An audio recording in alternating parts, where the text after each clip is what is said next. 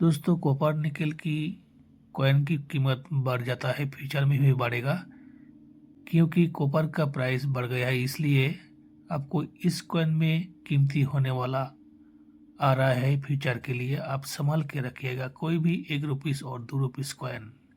ये आप देख सकते हैं नेशनल इंटीग्रेशन का इशू में है।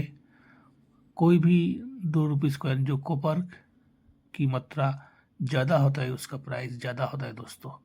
तो इसीलिए फ्यूचर के लिए आप ये कॉइन आपके पास रख सकते हैं कलेक्शन करके। अगर जैसे कंडीशन अच्छी होगा दोस्तों, कंडीशन वाइज आपका इस कॉइन का 5 गुना और 10 गुना और फ्यूचर में 20 गुना 50 गुना भी इसका प्राइस जाएगा। इसलिए कॉपर निकल वाला कोई भी कॉइन आपको जल्दी में सेल नहीं करना दोस्तों, होल्ड करना है फ्यूचर के लिए। थैंक यू दोस्तों।